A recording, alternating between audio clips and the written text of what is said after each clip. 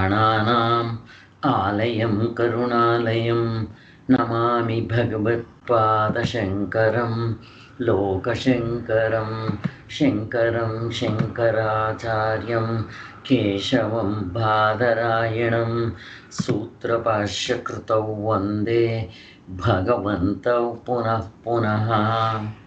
ಜೈ ಗುರುದೇವ್.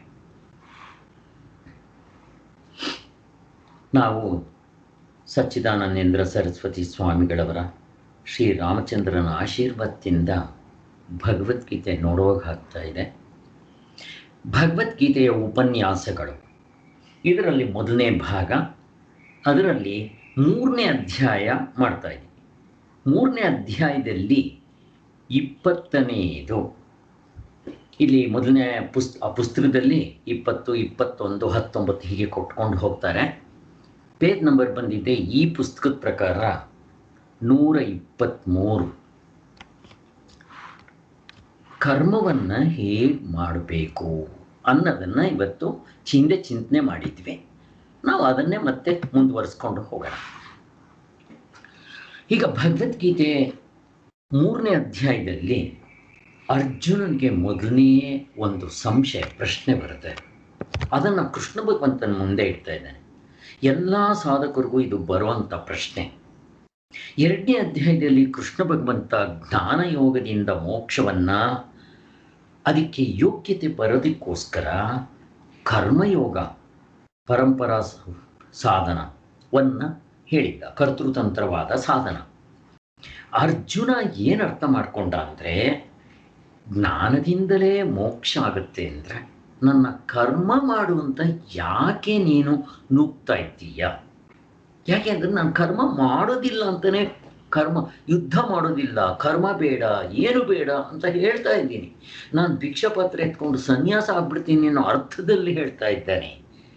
ಆದರೆ ಸನ್ಯಾಸ ತಗೊಳ್ಳೋದು ಅಷ್ಟು ಸುಲಭ ಅಲ್ಲ, ಮತ್ತು ಸನ್ಯಾಸ ತಗೊಳ್ಳೋಕೆ ಹೋಗ್ಲೂಬಾರ್ದು. ತಗೊಂಡ್ರೆ ಅದರಲ್ಲಿ ಮತ್ತೆ ಪ್ರಾಯಶ್ಚಿತ್ತ ಕರ್ಮ ಇಲ್ಲ. ಬೇರೆದರಲ್ಲಾದರೂ ಪ್ರಾಯಶ್ಚಿತ್ತ ಕರ್ಮಗಳಿದೆ. ಅದಕ್ಕೋಸ್ಕರನೇ ತುಂಬ ಜನ ಕೊನೆ ವಯಸ್ಸಿನಲ್ಲಿ ತಗೊತಾರೆ. ಈವನ್ ಹೊಳೆ ನರಸೀಪುರ ಸ್ವಾಮಿಗಳು ತಗೊಂಡು ಅಷ್ಟೊತ್ತಿಗೆ ಅವ್ರಿಗೆ 70 ವರ್ಷದ ಮೇಲಾಗಿತ್ತು. ಆವಾಗಲೇ ಅವ್ರು ತಗೊಂಡಿದ್ದು ಕೂಡ. ಆದ್ದರಿಂದ ಸನ್ಯಾಸ ತಗೊಳ್ಳೋದು ದೊಡ್ಡದಲ್ಲ, ಅದನ್ನು ಚಾಚು ತಪ್ಪದೆ ಮಾಡಬೇಕು. ತುಂಬ ಸ್ಟ್ರಿಕ್ಟ್ ಇರುತ್ತಲ್ಲಿ.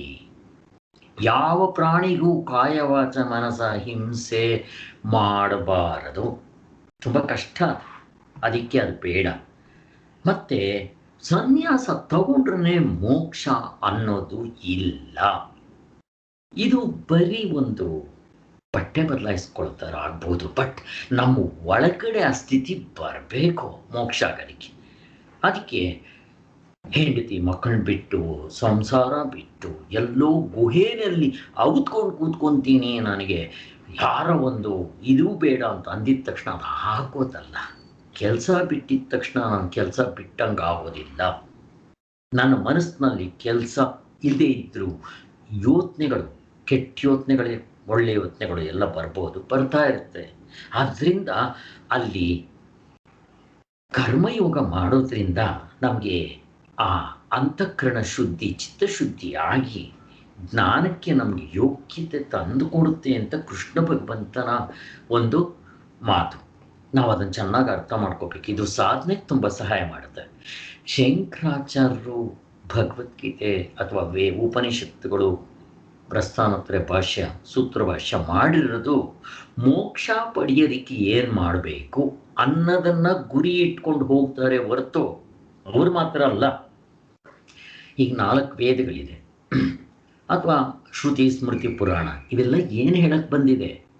ಎಲ್ಲವೂ ಮೋಕ್ಷವನ್ನು ಏನಾದರೂ ಮಾಡಿ ಮನುಷ್ಯನ ಆ ಕಡೆ ಕರ್ಕೊಂಡು ಹೋಗಬೇಕು ಅನ್ನೋದಕ್ಕೆ ಬಂದಿದೆ.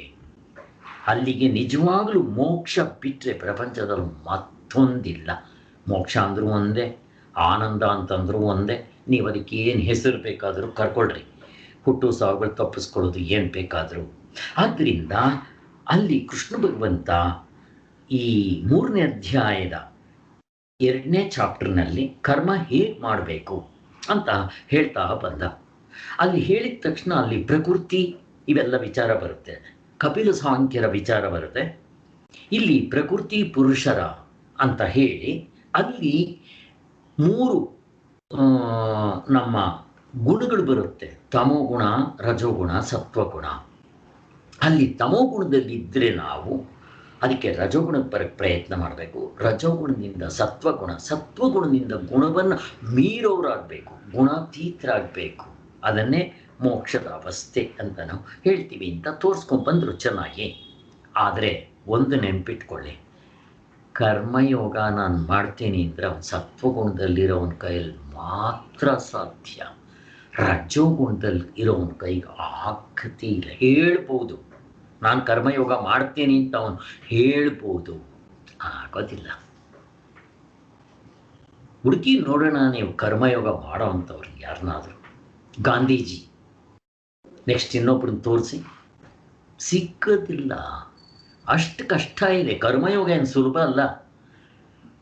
ಆದ್ದರಿಂದ ಭಗವದ್ಗೀತೆಯಲ್ಲಿ ಕರ್ಮಯೋಗ ಅಂತ ಹೇಳಿದ ತಕ್ಷಣ ಛೇ ಕರ್ಮಯೋಗ ಮಾಡಕ್ಕೆ ನಮ್ಗೆ ನಾವಿನ್ನೂ ಆ 1ನೇ ಕ್ಲಾಸ್ನಲ್ಲಿ ಇಲ್ಲ ನಾವು ಅಂತ ಹೇಳಿ ಕೆಲವರು ಏನು ತಪ್ಪು ತಿಳ್ಕೊತಾರೆ ಅಂದರೆ, ಕರ್ಮಯೋಗ ಕೀಳಧಿಕಾರಿಗಳಿಗೆ ಹೇಳಿರೋದು, ನಮಗಲ್ಲ ಅದು. ಆದ್ದರಿಂದ ನಾವು ಅದನ್ನು ಮಾಡಬೇಕಾಗಿಲ್ಲ. ನಾವು ಒಂದೇ ಸಾರಿ ಜ್ಞಾನಕ್ಕೆ ಯೋಗ್ಯತೆ ಇದೆ ಅಂತ ಹಿಂಗೆ ಜಬ್ಬ ಕೊಚ್ಕೊತಾರೆ. ಆಗದೆ ಇರೋ ಕೆಲಸ ಇದು ಆಗೋದು ಇಲ್ಲ ಅಂತ ನಾವು ಅರ್ಥ ಮಾಡ್ಕೋಬೇಕಿಲ್ಲ ಚೆನ್ನಾಗಿ. ಭಗವಂತ ಪ್ರಕೃತಿ ಮನುಷ್ಯನು ಒಂದು ಕ್ಷಣವೂ ಸುಮ್ಮನೆ ಇರೋದಕ್ಕಾಗೋದಿಲ್ಲ. ಏನೇನೋ ಮಾಡಿ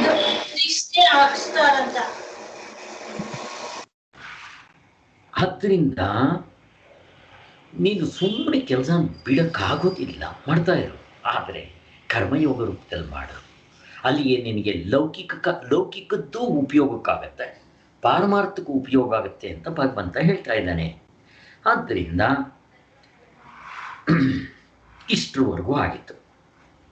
ಈಗ ಕರ್ಮವನ್ನು ಬಿಡೋದು ಯಾರಿಂದಲೂ ಆಗೋದಿಲ್ಲ ಅಂತ ಹೇಳಿ ಹೊರಗೆ ಕರ್ಮವನ್ನು ಮಾಡದೇ ಇದ್ರೂ ಮನಸ್ಸಿನಲ್ಲಿ ನಾವು ಮಾಡ್ತಾನೇ ಇರ್ತೀವಿ.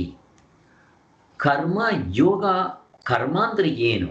ಕಾಯವಾಚ ಮನಸ್ಸ ಏನಾದರೂ ಕೆಲಸ ಮಾಡೋದು. ನಾನಿವಾಗ ಕೆಲಸ ಮಾಡಲ್ಲ ಅಂತ ಸುಮ್ಮನೆ ಕೂತ್ಕೊಂಡ್ರು ಮನಸ್ಸಿನಲ್ಲಿ ಕೆಲಸ ಆಗ್ತಾ ಇರುತ್ತೆ. ಹಾಗಾದರೆ ಕರ್ಮಯೋಗ ಮಾಡಿದ್ರೆ ಏನಾಗಬೇಕು? ನನಗೆ ಅಂತಃಕರಣ ಶುದ್ಧಿ ಆಗಬೇಕು. ಅಂತಃಕರಣ ಶುದ್ಧಿ ಆಯಿತು ಅಂದರೆ ಹೇಗೆ ಗೊತ್ತಾಗುತ್ತೆ ನನಗೆ ಈ ಹೊರಗಡೆ ಹೋಗೋ ಮನಸ್ಸು ತಪ್ಪಿ ಅಂತರ್ಮುಖ ಅಥವಾ ಒಳಮುಖಕ್ಕೆ ಬರೋಕ್ಕಾಗತ್ತೆ. ಯಾವಾಗ ನಾನು ಒಳಮುಖಕ್ಕೆ ಬರೋಕ್ಕಾಗುತ್ತೋ ನನ್ನ ಮನಸ್ಸು, ಆಗ kitty party, picture, paper, TV ಇವುಗಳ ಕಡೆ ಆಸಕ್ತಿ ಇರೋಲ್ಲ. ನಾವು ನೋಡ್ಕೋಬೇಕು ನಾನು ಇವುಗಳನ್ನೆಲ್ಲ ಬಿಟ್ಟಿದ್ದೀನಾ ಅಂತ. ಕರ್ಮಯೋಗ ಮಾಡಿದರೆ ಇದು ಬರುತ್ತೆ. ಆಮೇಲೆ ಏನಾಗುತ್ತೆ? ಏಕಾಂತವಾಸ, ಮೌನ, 3 ಹೊತ್ತು ದೇವರ ಚಿಂತನೆ ಮಾಡುವಂಥದ್ದು ಬರುತ್ತೆ. ಮೊದಲನೇ ಬರೋದಿಲ್ಲ ಅದು. ಅದಕ್ಕೋಸ್ಕರ ಕರ್ಮಯೋಗ ಮಾಡಬೇಕು ಅಂತ ಹೇಳೋದು. ಅದಕ್ಕೆ ಕರ್ಮವನ್ನು ಮಾಡದೇ ಇದ್ದರೂ ಮನಸ್ಸಿನಲ್ಲಿ ಮಾಡ್ತಾನೆ ಇರ್ತಾರೆ. ಇದು ಮಿಥ್ಯಾಚಾರ ಆಗ್ಬಿಡುತ್ತೆ, ಇದು ತೋರಿಕೆ ಆಚಾರ ಆಗ್ಬಿಡುತ್ತೆ. ಅದಕ್ಕೆ ಒಂದು ಎಕ್ಸಾಂಪಲ್ ಕೊಡ್ತಾರೆ ಸ್ವಾಮಿಗಳು. ಆ ಒಂದು ಚಂದ್ರಭಾಗ ಅಂತ ಒಂದು ಇದು, ಅಲ್ಲಿ ಇವರು ದೇವಸ್ಥಾನ ಇತ್ತಲ್ಲ, ಯಾರು? ವಿಠ್ಠಲ ದೇವಸ್ಥಾನ. ಅಲ್ಲಿ ಚಂದ್ರಭಾಗ ಅಂತ ಒಂದು ನದಿ. ಅಲ್ಲಿ ಇಬ್ಬರು ಕಳ್ಳಸನ್ಯಾಸಿ, ಒಬ್ಬ ಕಳ್ಳಸನ್ಯಾಸಿ, ಇನ್ನೊಬ್ಬ ಚಾಡಿಗೋರ, ಒಬ್ಬ ಕಳ್ಳ, ಇನ್ನೊಬ್ಬ ಚಾಡಿಗೋರ. ಇಬ್ಬರು ಸನ್ಯಾಸ ತಗೊಂಡ್ಬಿಟ್ಟು ಆ ನದಿ ದಡದಲ್ಲಿ ಕೂತಿರ್ತಾರೆ. ಅಲ್ಲಿ ಬರೋವ್ರ ಹತ್ರ ಎಲ್ಲ ಭಿಕ್ಷೆ ಬೇಡ್ಕೊಂಡು ಬಾಕಿ ಸ್ನಾನ ಮಾಡಕ್ಕೆ ಬಂದು ಆ ಒಡವೆಗಳೆಲ್ಲ ಬಿಚ್ಚಿಟ್ಟು ಅಲ್ಲಿ ಹೋದರೆ ಈ ಕಳ್ಳ ಅವನೇನೋ ಸನ್ಯಾಸ ಹಾಕ್ಕೊಂಡಿದ್ದಾನೆ, ಆದರೆ ಕೆಲಸ ಅವನದೇನು ಮನಸ್ಸಿನಲ್ಲಿ ಇನ್ನೂ ಹೋಗಿಲ್ಲ ಅದು. ಅದಕ್ಕೋಸ್ಕರ ಅವನು ಏನು ಮಾಡ್ತಾನೆ, ಅಲ್ಲಿ ದೇವ್ರ ಚಿಂತನೆ ಮಾಡೋದು ಬಿಟ್ಟು ಆ ಕಳ್ಳ ಅವನು ಹಿಂದಿನ ಜನ್ಮ ಅಲ್ಲ, ಈ ಜನ್ಮದಲ್ಲೇ ಕಳ್ತನ ಮಾಡಿ ಅಭ್ಯಾಸ ಆಗಿಬಿಟ್ಟು ಅವನಿವಾಗ ಬಿಟ್ಟಿದ್ದಾನೆ ಅಂತ ಅಂದರೂ ಮನಸ್ಸಿನಿಂದ ಹೋಗಿರಲ್ಲ ನೋಡ್ರಿ.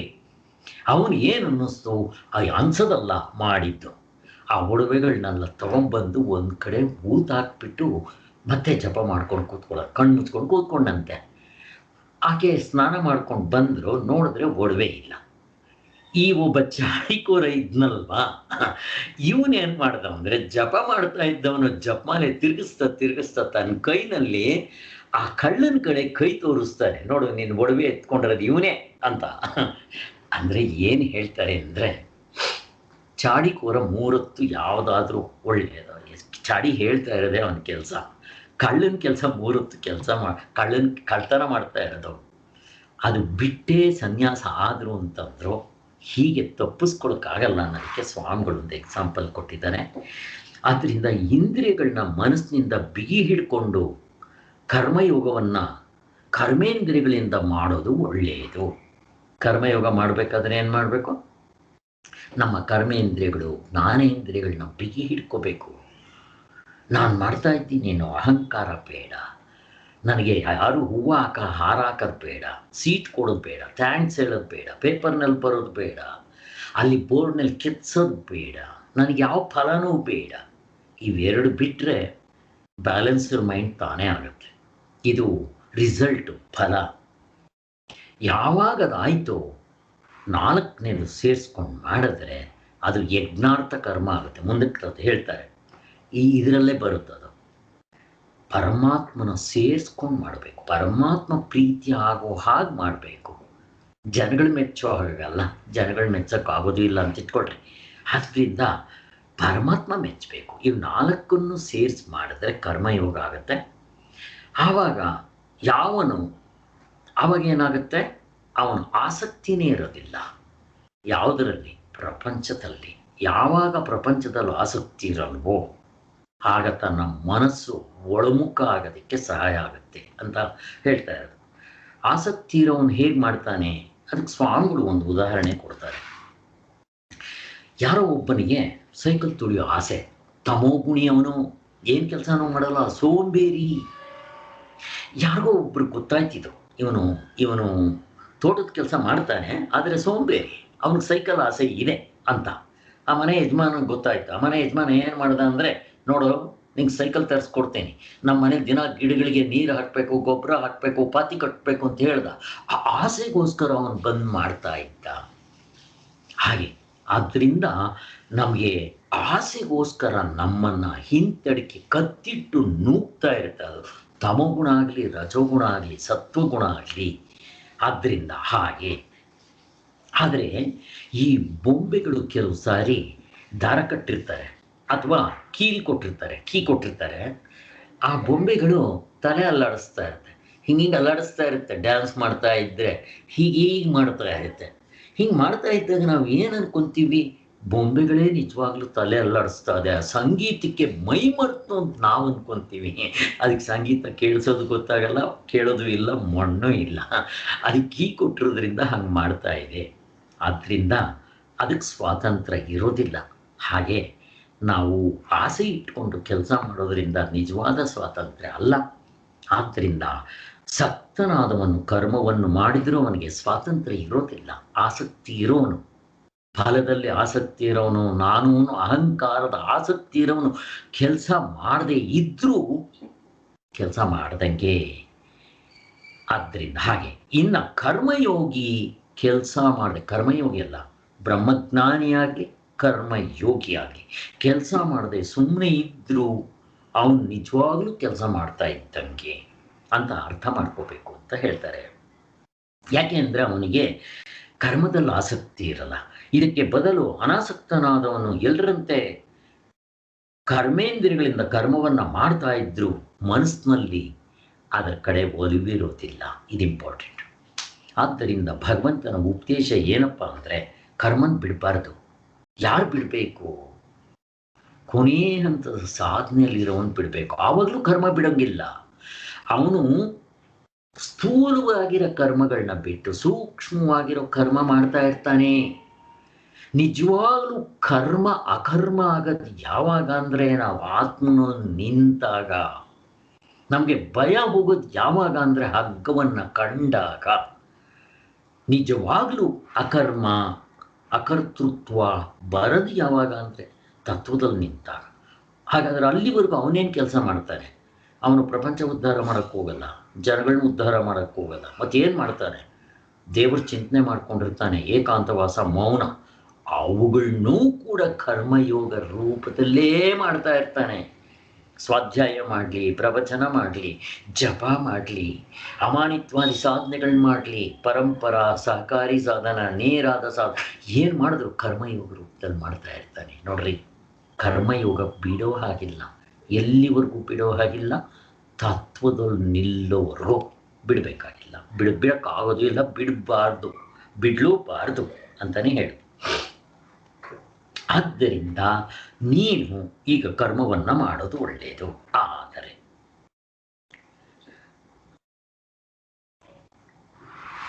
ಆದರೆ ನೀನು ಅನ್ಕೊಂಡಿರೋಂಗೆ ಯುದ್ಧ ಮಾಡು ಅಂತ ನಾನು ಹೇಳ್ತಾ ಇಲ್ಲ. ನೀನು ಮೊದಲು ಯುದ್ಧ ಮಾಡಬೇಕು ಅಂತ ಬಂದೆ, ಈಗ ನಾನು ನೀನು ಯುದ್ಧ ಮಾಡು ಅಂತ ಹೇಳ್ತಾ ಇದ್ದೀನಿ. ಏನಿದೆ ವ್ಯತ್ಯಾಸ ಅಂತ ನೀವು ಕೇಳ್ಬೋದು. ನೀನು ಅನ್ಕೊಂಡಿದ್ದು ಯುದ್ಧ ಮಾಡ್ತಾ ಇದ್ದಿದ್ರೆ ಎರಡು ಲಾಭ: ಗೆದ್ರೆ ರಾಜ್ಯ, ಸತ್ರೆ ಸ್ವರ್ಗ. ಈಗ ನಾನು ಹೇಳೋದ್ರಲ್ಲೂ ಕರ್ಮಯೋಗದಲ್ಲಿ ಮಾಡಿದ್ರೆ ಅದರಲ್ಲೂ ಕೂಡ ನೀನು ಮೊದಲು ಮಾಡಿದ್ರೆ ಏನು ಲಾಭ ಸಿಗ್ತಾ ಇತ್ತೋ ಅದು ಗ್ಯಾರಂಟಿ, ಕಟ್ಟಿಟ್ಟ ಬುದ್ಧಿ. ನೆಕ್ಸ್ಟ್ ಇನ್ನೊಂದೇನು ಬೆನಿಫಿಟ್ಟು? ಅಂತಃಕರಣ ಶುದ್ಧಿ. ನಿನ್ನ ದರ ಕತ್ತಿನ ಪಟ್ಟಿ ಹಿಟ್ಟು ಆತ್ಮನಲ್ಲಿ ಅದ್ದಿಸುತ್ತೆ. ಯಾವುದು ಬೇಕು ನಿನಗೆ?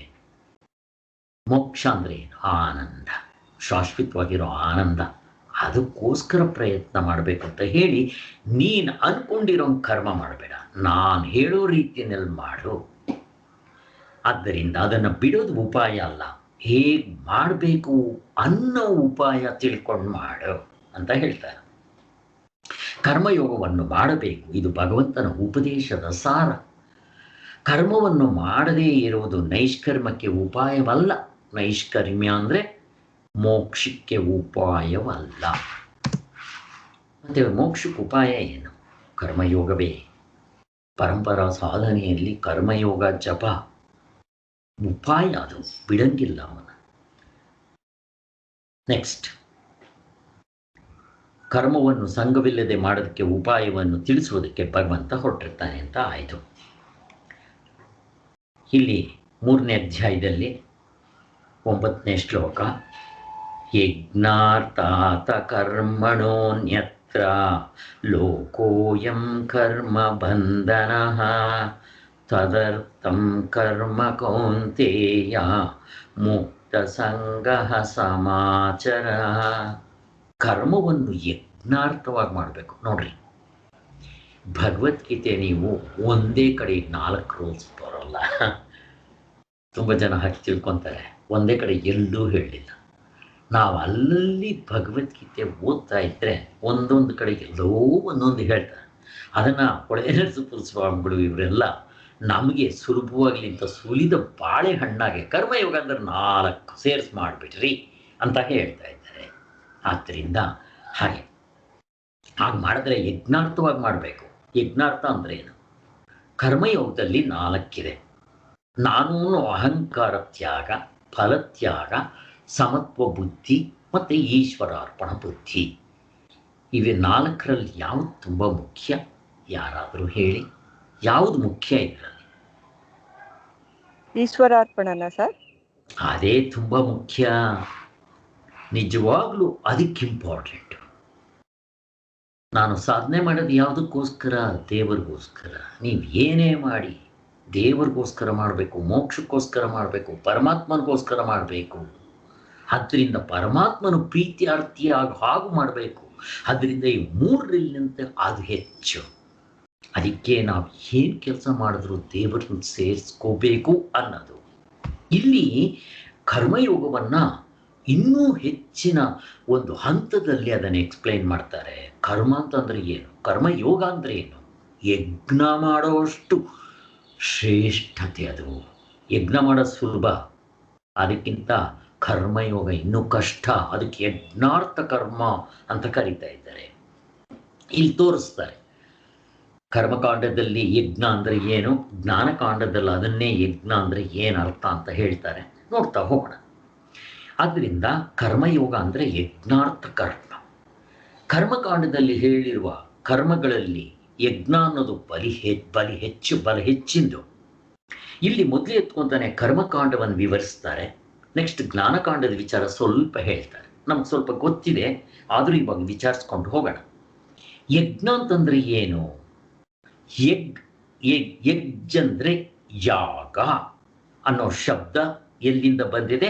ಯಜ್ ಅಂತ ಬಂದಿದೆ, ಧಾತುವಿನಿಂದ ಹುಟ್ಟಿದೆ ಅಂತೆ. ಅಂದ್ರೆ ದೇವತೆಯನ್ನು ಪೂಜಿಸುವುದು, ದೇವತೆಗಾಗಿ ತನಗಿರುವ ವಸ್ತುವನ್ನು ಕೊಡುವುದು ಅನ್ನೋದಿರೋದು ಅರ್ಥ ಇದು. ಈ ಜ್ಞಾನಕಾಂಡದಲ್ಲಿ ಎಲ್ಲ ಕರ್ಮಗಳನ್ನ ಹೇಳ್ತಾರೆ.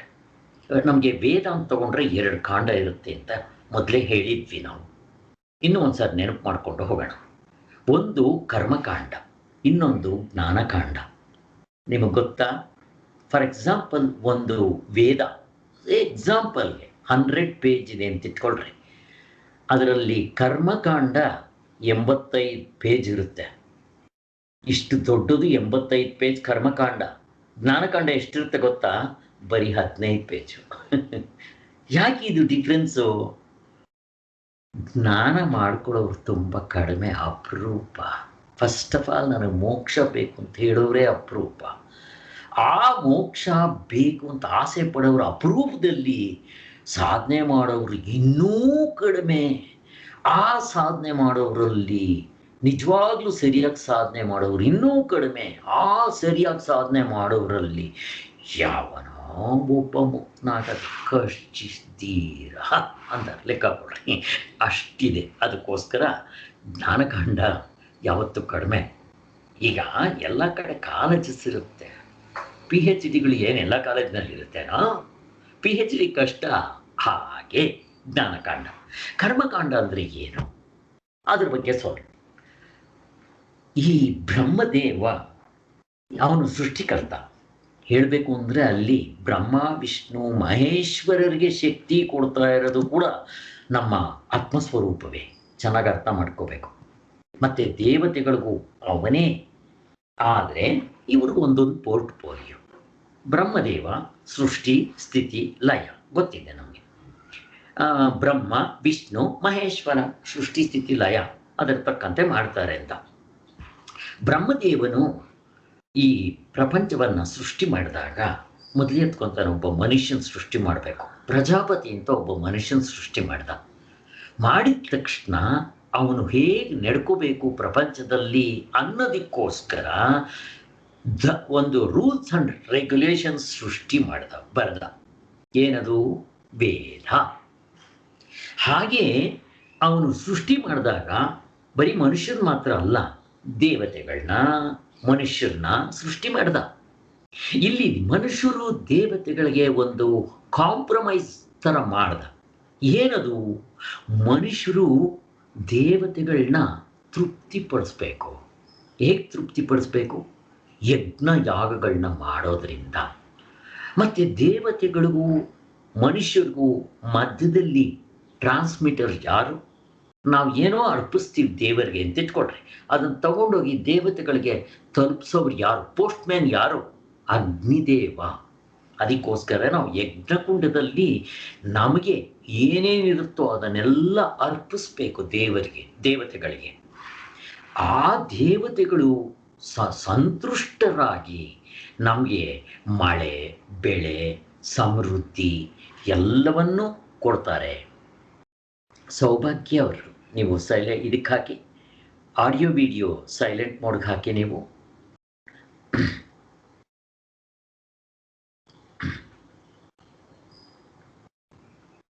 ಏನೋ ಬರ್ತಾ ಇಲ್ಲ ಸರ್. ಒಂದು ಕೆಲಸ ಮಾಡ್ತೀನಿ, ನಾನು ಆಫ್ ಮಾಡ್ತೀನಿ, ಮತ್ತೊಂದು ಸಾರಿ ಜಾಯಿನ್ ಆಗಿ ನೀವು, ಅವಾಗ ನಿಮ್ಗೆ ಈಸಿ ಆಗತ್ತೆ. ಆದ್ದರಿಂದ ನೋಡ್ರಿ, ಈ ಒಂದು ಕಾಂಪ್ರಮೈಸ್. ನಾವು ದೇವತೆಗಳಿಗೆ ಸಂತೃಷ್ಟಿ ಪಡಬೇಕು ಅಂದರೆ ಯಜ್ಞಗಳು ಮಾಡಬೇಕು, ಯಾಗ ಯಜ್ಞಗಳು. ಅವರು ಖುಷಿಯಾಗಿ ನಮಗೆ ಮಳೆ ಬೆಳೆ ಸಮೃದ್ಧಿ ನಾವು ಕೇಳ್ಕೊಂಡಿದ್ದೆಲ್ಲ ಕೊಡ್ತಾರೆ. ವಿದ್ಯೆ ಬೇಕಾ ಕೊಡ್ತಾರೆ, ಬುದ್ಧಿ ಬೇಕಾ ಕೊಡ್ತಾರೆ, ಲಕ್ಷ್ಮಿ ಬೇಕಾ ಕೊಡ್ತಾರೆ, ಏನು ಬೇಕಾದರೂ ಕೊಡ್ತಾರೆ, ಮೋಕ್ಷವನ್ನು ಬೇಕಾದರೂ ಕೊಡ್ತಾರೆ, ಏನು ಬೇಕಾದರೂ ಕೊಡ್ತಾರೆ. ಇನ್ನೇನು ಬೇಕು ನಿಮಗೆ? ಆದ್ದರಿಂದ ಈ ಒಂದು ಕಾಂಪ್ರಮೈಸ್ನ ಮಾಡಿ ಅಲ್ಲಿ ದೇವತೆಗಳನ್ನ ಸೃಷ್ಟಿ ಮಾಡಿದ್ರು, ನಮ್ಮನ್ನು ಸೃಷ್ಟಿ ಮಾಡಿದ್ರು. ಹೇಗೆ ಒಂದು ಸ್ಕೂಟರ್ನ ನಾವು ಇದಕ್ಕೆ ಬಿಟ್ಟರೆ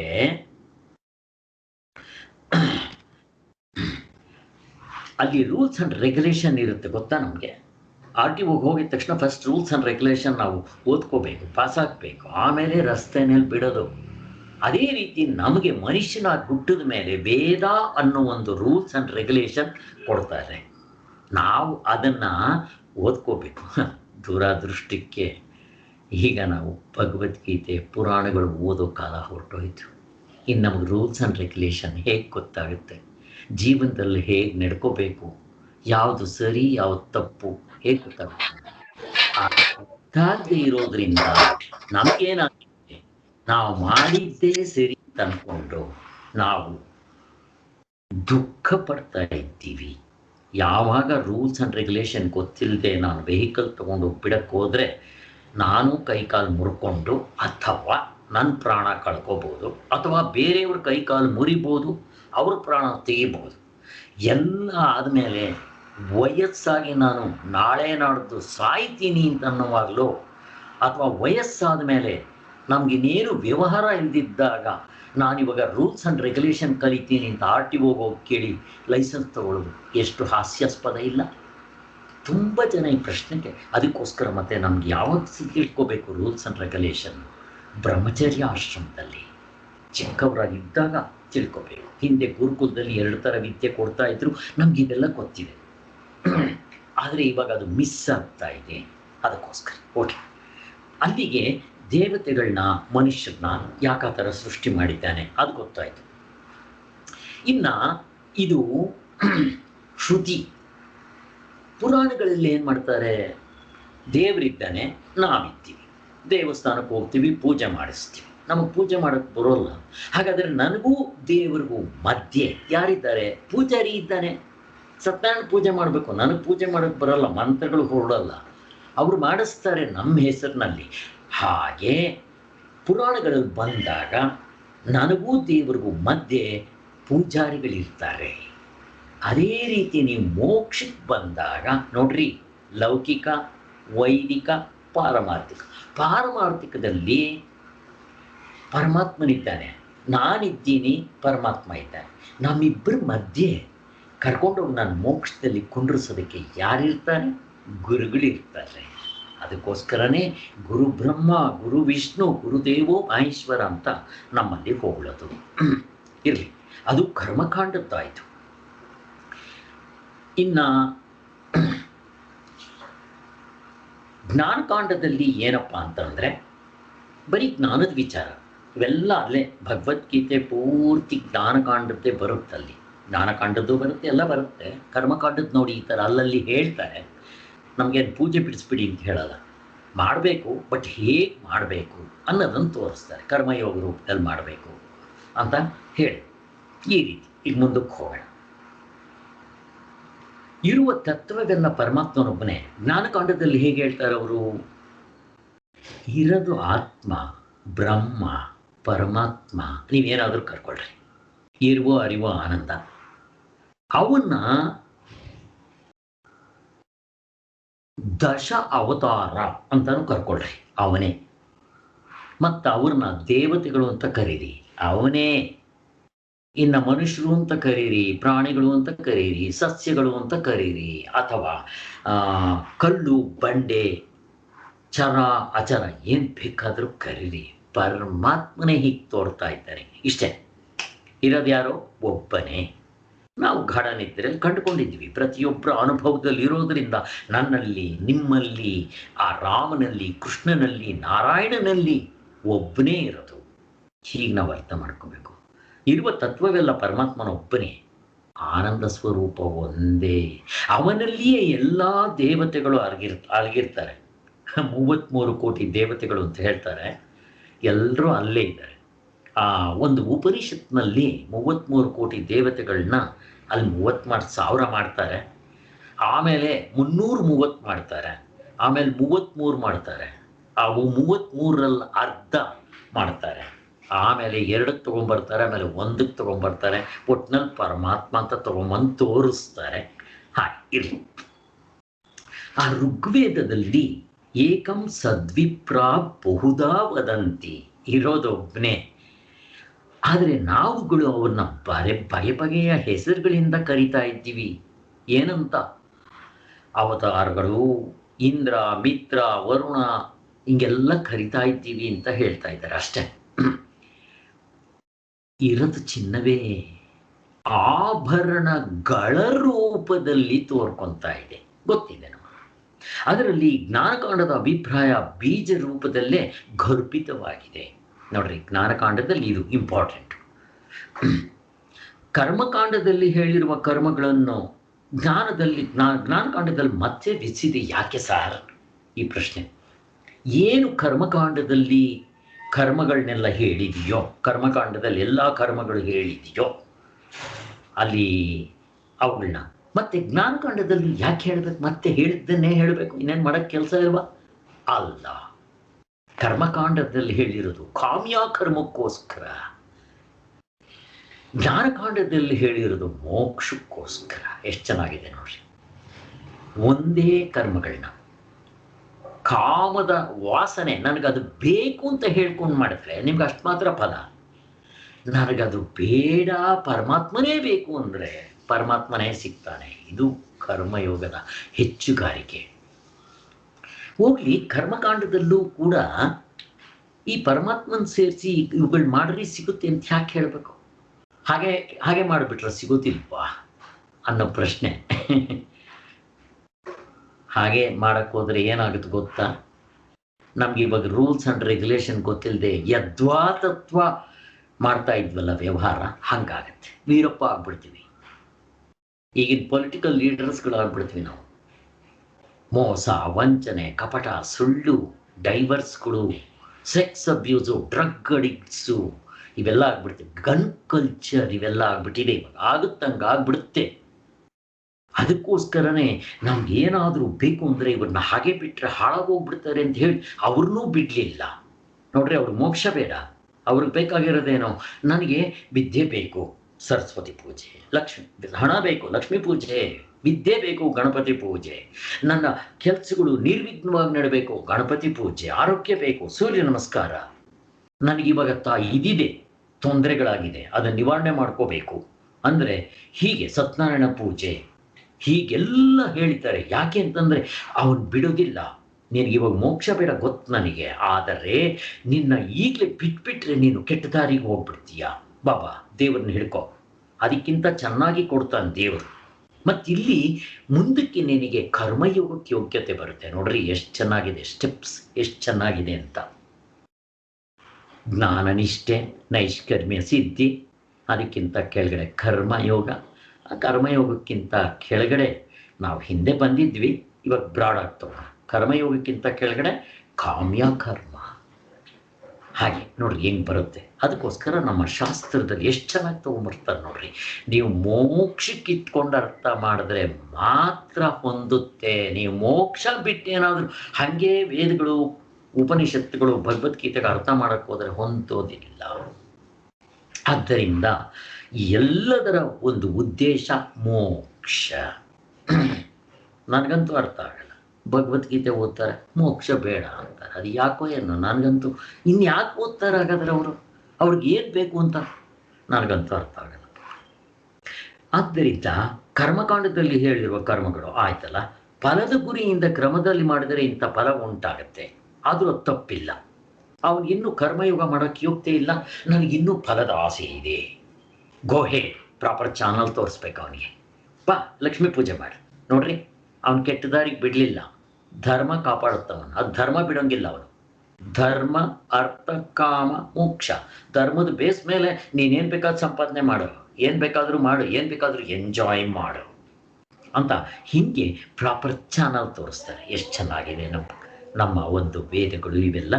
ಈ ದೃಷ್ಟಿಯಿಂದ ಕರ್ಮವನ್ನು ಮಾಡುವರು ಮೊದಲು ತಿಳಿಬೇಕಾದ್ದೇನಪ್ಪ ಅಂತಂದರೆ, ಇದು ದೇವತೆಗಳಿಗೋಸ್ಕರ ಮಾಡಬೇಕು, ದೇವರಿಗೋಸ್ಕರ ಮಾಡಬೇಕು. ಯಜ್ಞ ಯಾರಿಗೋಸ್ಕರ ಮಾಡಬೇಕು? ನಾವು ಯಾವ ದೇವತೆಯನ್ನು ಉದ್ದೇಶಿಸಿ ಯಜ್ಞವನ್ನು ಮಾಡ್ತೇವೆ ಅಂದರೆ ಪರಮಾತ್ಮನಿಗಾಗಿ. ಅದಕ್ಕಿಂತ ಹಿಂದೆಗಡೆ ಪರಮಾತ್ಮನೇ ಇರೋದು. ವಿಷ್ಣುವನ್ನು ಉದ್ದೇಶಿಸಿ ಅಂತವೆ.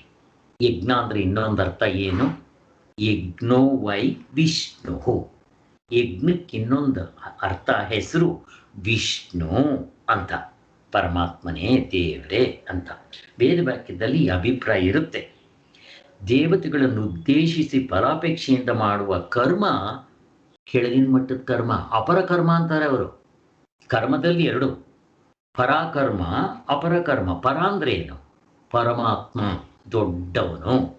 ಅಪರ ಅಂದರೆ ಕಡಿಮೆದು ಅಂತ, ಕೀಳ್ತ ಮಟ್ಟದ್ದು ಅಂತ. ಫಲಾಪೇಕ್ಷೆಯಿಂದ ಮಾಡಿದ್ರೆ ಅಪರಕರ್ಮ, ಕರ್ಮಯೋಗದಿಂದ ಮಾಡಿದ್ರೆ ಪರಾಕರ್ಮ, ಅದು ಶ್ರೇಷ್ಠ. ಯಾಕೆ? ನನಗೆ ಮೋಕ್ಷಕ್ಕೆ ಯೋಗ್ಯತೆ ತಂದು ಕೊಟ್ಬಿಡುತ್ತೆ. ನಿಷ್ಕಾಮ ಕರ್ಮವು ಬುದ್ಧಿಯುಕ್ತವಾದ ಕರ್ಮ. ಬುದ್ಧಿ ಅಂದರೆ ಇಲ್ಲಿ ಇಂಟೆಲಿಜೆಂಟ್ ಉಪಯೋಗಿಸ್ಕೊಂಡು ಮಾಡಬೇಕು ಅಂತಲ್ಲ. ಕರ್ಮಯೋಗವನ್ನು ವಿವೇಕದಿಂದ ಮಾಡಬೇಕು. ಬುದ್ಧಿ ಅಂದರೆ ವಿವೇಕ ತಗೋಬೇಕಿಲ್ಲಿ. ಆದ್ದರಿಂದ ಕರ್ಮಯೋಗವು ಕರ್ಮವು ಬಂಧವಾಗುವುದು ನಿಜ. ಯಾವಾಗ ಅದು ಬಂಧ ಆಗುತ್ತೆ? ಅರ್ಜುನ ಮೊದಲು ಅಂದ್ಕೊಂಡಿದ್ನಲ್ಲ, ಹಾಗೆ ಮಾಡಿದ್ರೆ ಬಂಧ ಆಗುತ್ತೆ. ನಾನೇ ಮಾಡ್ತೀನಿ, ನಾನೇ ಕೊಂದ್ಬಿಡ್ತೀನಿ, ಅದಕ್ಕೆ ಅವನಿಗೆ ದುಃಖ ಆಗಿದ್ದು. ನಾನು ಕೊಂದ್ರೆ ಅವ್ರು ಸತ್ತು ಹೋಗ್ತಾರೆ, ಅವ್ರು ಕೊಂದ್ರೆ ನಾನು ಸತ್ತು ಹೋಗ್ತೀನಿ. ಹಾಗೆ ಮಾಡಬಾರ್ದು. ಮತ್ತೆ ಹೇಗೆ ಮಾಡಬೇಕು? ಪರಮೇಶ್ವರನು ಮೆಚ್ಚೋ ಹಾಗೆ ಮಾಡಬೇಕು. ಶಿವ ಮೆಚ್ಚೋ ಹಾಗೆ ಮಾಡಬೇಕು.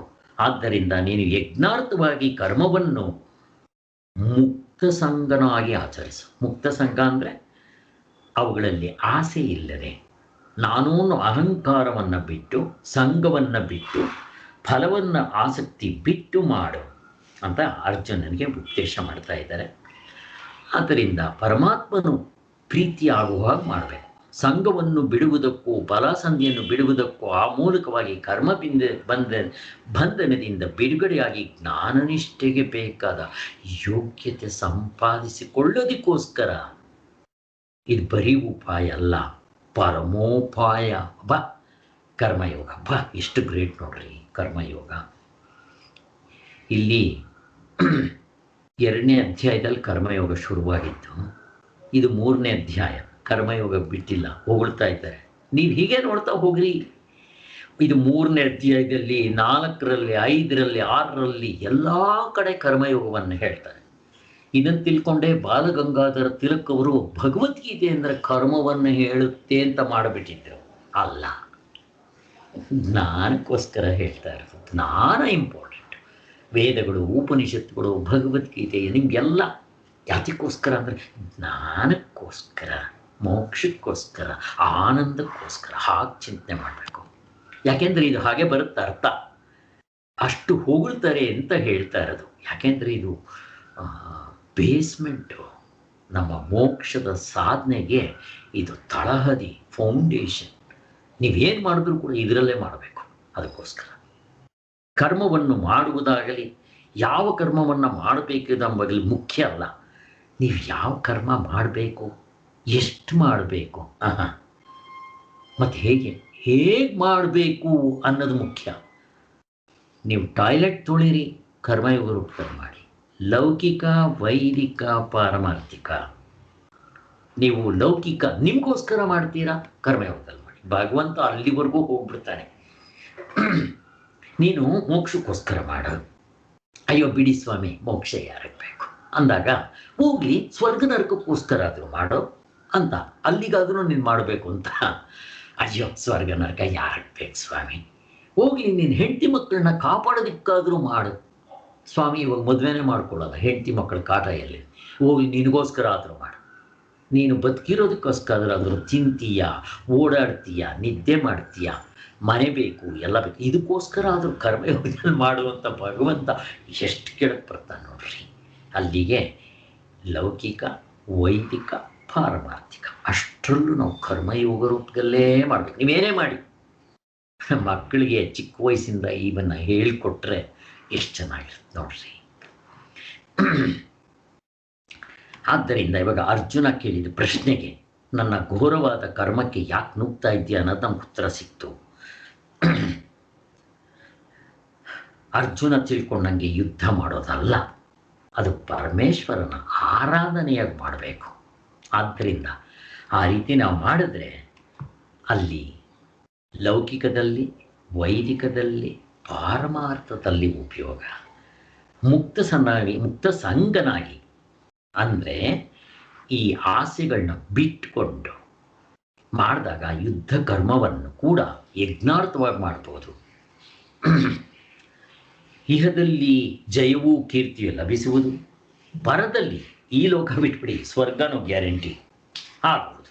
ಅದರ ಜೊತೆಗೆ ಕರ್ಮಯೋಗದಿಂದ ಅಂತಃಕರಣ ಶುದ್ಧಿಯಾಗಿ ನಿನ್ನ ಬರ ತಗೊಂಡೋಗಿ ಮೋಕ್ಷದಲ್ಲಿ ಅದ್ದು ಬಿಡುತ್ತಲ್ವ. ಎಲ್ಲೋ ನೋಡ್ತೀಯಾ, ಇಲ್ಲಿ ನೋಡೋ ನನ್ನ ಅಂತ ಹೇಳಿ ಆ ಪರಮಾತ್ಮನು ತನ್ನಲ್ಲಿ ಅದ್ದುಕೊಂತಾನಂತೆ. ಆ ಮನಸ್ಸನ್ನ ಬಿಡಿಸಿ ಅದ್ದುಕೊಂಡಾಗ ಇನ್ನು ಅವನಿಗೂ ಇವನಿಗೂ ಭೇದ ಇರೋದಿಲ್ಲ ಅಂತ ಹೇಳ್ತಾರೆ.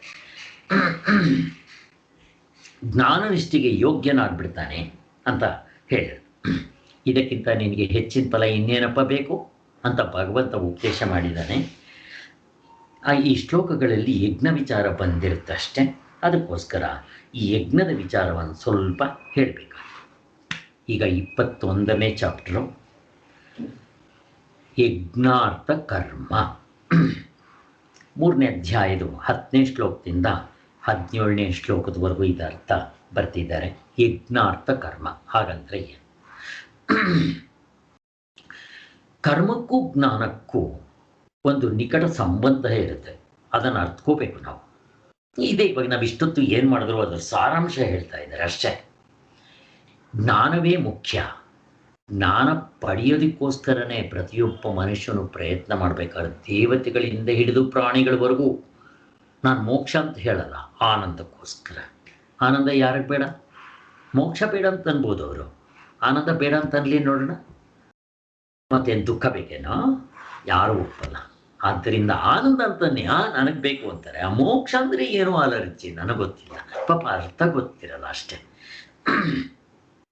ಆದ್ದರಿಂದ ಕರ್ಮವನ್ನು ಬಿಡೋದು ಆಗೋದಿಲ್ಲ ಅಂತ ಹೇಳಿ ಸುಮ್ಮನೆ ಕರ್ಮೇಂದ್ರಿಯಗಳನ್ನು ಸಂಯಮ ಮಾಡೋದ್ರಿಂದ ಅದು ಕರ್ಮನ ಬಿಟ್ಟಂತ ಆಗೋದಿಲ್ಲ. ನೀವು ಸುಮ್ಮನೆ ಸನ್ಯಾಸ ತೊಗೊಂಡ್ಬಿಟ್ಟು ಬಟ್ಟೆ ಹಾಕ್ಕೊಂಡ್ಬಿಟ್ರೆ ಬಿಟ್ಟಂಗೆ ಆಗೋದಿಲ್ಲ. ಯಾಕೆಂದರೆ ರಾಗದ್ವೇಷಗಳಿಲ್ಲದೆ ಕರ್ಮವನ್ನು ಮಾಡಿದ್ರೆ ಮಾತ್ರ, ಅಂದರೆ ಫಲ ಕರ್ಮಯೋಗದಿಂದ ಮಾಡಿದ್ರೆ ಮಾತ್ರ ಅದು ಮುಂದಕ್ಕೆ ನಾವು ಸಹಾಯ ಆಗುತ್ತೆ ಅಂತ ಹೇಳಿ ಇಷ್ಟು ಹೇಳಿದ್ರು ಅವರು. ಆದರೆ ಯಾರು ಜನರ ನಡುವೆ ಇದ್ದು ಕರ್ಮಯೋಗದ ರೂಪದಲ್ಲಿ ಕೆಲಸ ಮಾಡ್ತಾ ಇದ್ದಾನೋ ಅವನು ನಿಜವಾಗ್ಲೂ ಸನ್ಯಾಸಿಯೇ ಅಂತ ಹೇಳ್ತಾರೆ. ಇಲ್ಲಿ ಸಂಘ ಫಲದ ಆಸೆ ಇವೆರಡೂ ಇಲ್ಲದಿದ್ದರೆ ಕರ್ಮವನ್ನು ಮಾಡದೇ ಇದ್ದರೂ ಅಥವಾ ಮಾಡಿದ್ರೂ ಮಾಡದೇ ಇದ್ದಂತೆ. ಅಂದರೆ ನೈಷ್ಕರ್ಮ್ಯ ಫಲ. ಕರ್ಮಯೋಗದಲ್ಲಿ ನಾನು ಮಾಡಿದ್ರೆ ನಾನು ಕರ್ಮ ಮಾಡ್ದಂಗೆ ಅಲ್ಲ. ಹಾಗನ್ಕೊಂಡು ನಾನು ಕರ್ಮನೇ ಮಾಡೋದಿಲ್ಲ ಅಂತ ಹೇಳಿ ಸುಮ್ಮನೆ ಕೂತ್ಕೊಂಡ್ರೆ ಮನಸ್ಸಿನಲ್ಲಿ ಕೆಟ್ಟ ಯೋಚನೆಗಳು ಒಳ್ಳೆಯ ಯೋಚನೆಗಳು ಬರ್ತಾ ಇರುತ್ತೆ. ಅದು ಹಂಗೆ ಆಗೋದಿಲ್ಲ ಅಂತ ಇಷ್ಟೊತ್ತು ಹೇಳಿದ್ರು. ಕರ್ಮವನ್ನು ಸುಮ್ಮನೆ ಬಿಟ್ಟ ಮಾತ್ರದಿಂದ ಜನರಿಗೆ ಯಾವ ಫಲವೂ ಆಗೋದಿಲ್ಲ. ಅವರಿಗೆ ನಿತ್ಯ ಜೀವನ ಮಾಡೋದಕ್ಕಾದರೂ, ನಮ್ಮ ಜೀವನ ಸಾಗಿಸೋದಕ್ಕೆ ರೋಟಿ ಕಪಡ ಮಕ್ಕಾನ್ಗಾದರೂ ನಾವು ಕೆಲಸ ಮಾಡಲೇಬೇಕಲ್ವ. ಆ ಕೆಲಸ ಆದರೂ ಮಾಡಿ, ಕರ್ಮಯೋಗದಲ್ಲಿ ಮಾಡಿ ಅಂತ ಹೇಳ್ತಾರೆ. ಆದ್ದರಿಂದ ಕರ್ಮವನ್ನು ಬಿಡೋ ಹುಚ್ಚಿಗೆ ಹೋಗಬಾರ್ದು. ಅರ್ಜುನ ಅದೇ ಮಾಡಿದ್ದು. ತನ್ನ ಸ್ವಧರ್ಮವನ್ನು ಬಿಡೋದಕ್ಕೆ ಹಿಂದೆ ಮುಂದೆ ನೋಡಲಿಲ್ಲ. ಸ್ವಧರ್ಮ ಅಂದ್ರೇನು? ಅವನು ರಾಜರ ವಂಶದಲ್ಲಿ ಹುಟ್ಟಿರೋನು, ಕ್ಷತ್ರಿಯ. ಅವನ ಧರ್ಮ ಏನು? ಧರ್ಮವನ್ನು ಕಾಪಾಡೋದು.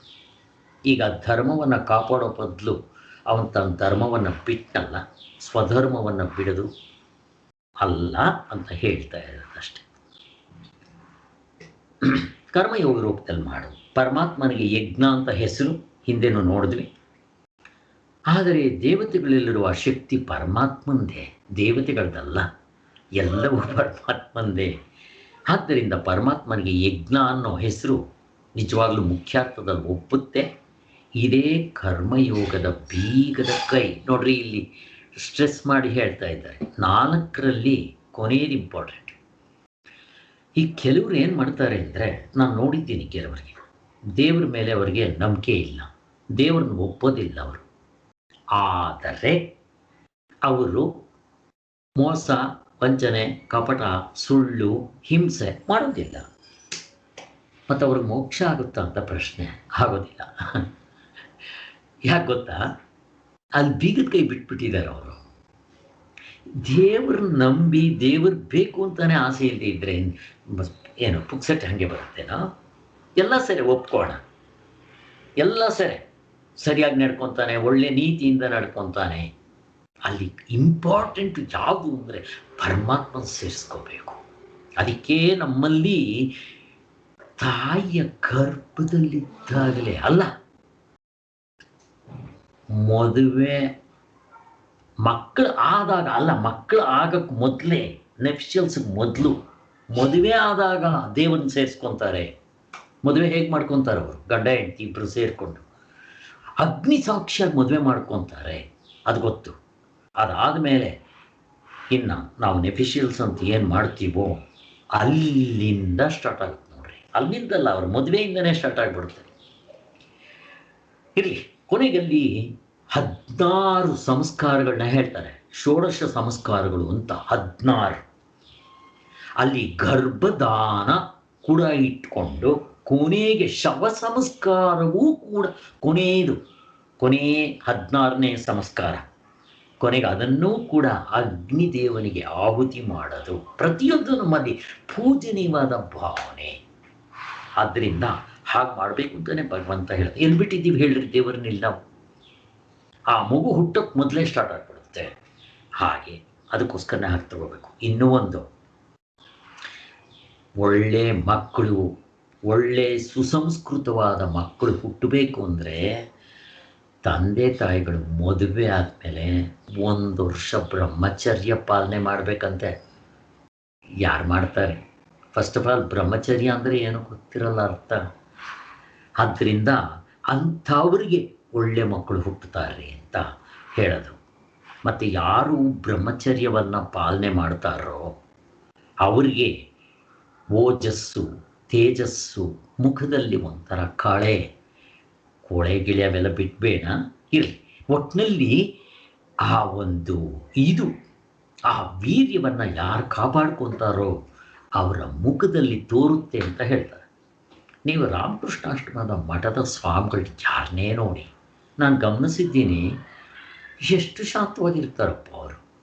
ಅವ್ರ ಮುಖದಲ್ಲಿ ಒಂದು ಟೆನ್ಷನ್ ಇರಲ್ಲ, ಎಷ್ಟು ಕ್ವೈಟಾಗಿ ಶಾಂತವಾಗಿರ್ತಾರೆ. ವಿವೇಕಾನಂದರಿಗೆ ಹ್ಯಾಟ್ಸ್ ಆಫ್. ಅವರ ಒಂದು ಈ ತಪಶಕ್ತಿಯಿಂದ ಇವುಗಳನ್ನೆಲ್ಲ ಮಾಡಿ ಅವ್ರು ಮಾತ್ರ ಆ ದಾರಿಲಿ ಬರೋದಲ್ಲದೆ ಅಲ್ಲಿಗೆ ಬರೋ ಜನಗಳಿಗೂ ಕೂಡ ದಾರಿ ಮಾರ್ಗದರ್ಶನ ತೋರಿಸೋ ಅಂಥವರು ಕೊಟ್ಟಿದ್ದಾರಲ್ವ. ಆದ್ದರಿಂದ ನಿಜವಾಗ್ಲೂ ಒಂದು ಒಳ್ಳೆ ಕೆಲಸ ಮಾಡ್ತಾ ಇದ್ದಾರೆ. ಯಾರ ಹತ್ರ ದುಡ್ಡು ಇಸ್ಕೊಳ್ಳಲ್ಲ, ಕೊಟ್ಟರೆ ತಗೊತಾರೆ. ಆದರೂ ಕೂಡ ಅವರ ಆಶ್ರಮಗಳು ಒಂದಲ್ಲ, ಎಲ್ಲ ದೇಶದಲ್ಲೂ ಇದೆ, ಎಲ್ಲ ನಡ್ಕೊಂಡು ಹೋಗ್ತಾ ಇದೆ. ದುಡ್ಡಿಂದ ನಡೀತಾ ಇದೆಯಾ? ಇಲ್ಲ. ಹಾಗೆ ತಗೋಬೇಕು.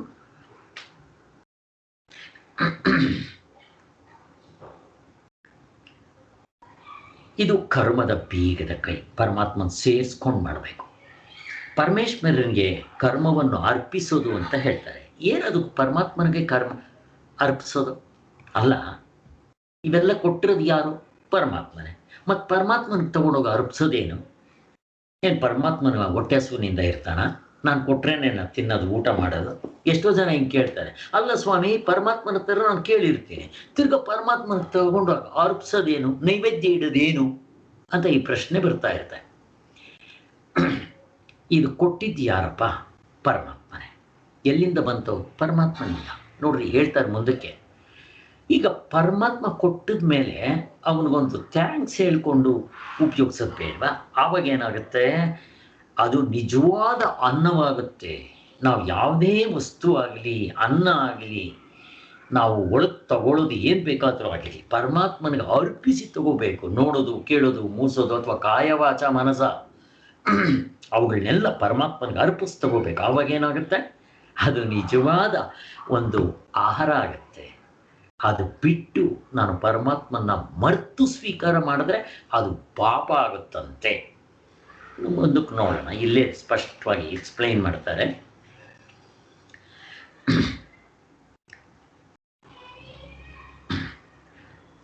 ಹೇಳಬೇಕು ಅಂದರೆ ಈ ಪ್ರಪಂಚ ಯಾರಿಂದ ಬಂದಿರೋದು? ಪರಮಾತ್ಮನಿಂದ. ನಾವು ನಿನ್ನೆ ನೋಡಿದ್ವಿ ಅದು ಈ ಪರಮಾರ್ಥ ಚಿಂತಾಮಣಿಯಲ್ಲಿ. ಪ್ರಪಂಚ ಏನು, ಅವಸ್ಥೆಗಳೇನು, ಫಸ್ಟ್ ಆಫ್ ಆಲ್ ಪರಮಾತ್ಮನೇ ಹಾಕಿ ತೋರ್ತಾ ಇರೋದು. ಅವಸ್ಥೆಗಳು ಅದೇ, ಅವಸ್ಥೆಗಳ ಒಳಗಡೆ ಇರೋ ಅರ್ಧ ಡಜನ್ ಎಲ್ಲವೂ ಅವನೇ. ಚಿನ್ನವೇ ಒಡವೆ ರೂಪದಲ್ಲಿ ತೋರ್ತಾ ಇದೆ ಅಷ್ಟೇ. ಈಗ ಒಡವೆ ಬೇರೆ, ಚಿನ್ನ ಬೇರೆ ಅಲ್ಲ.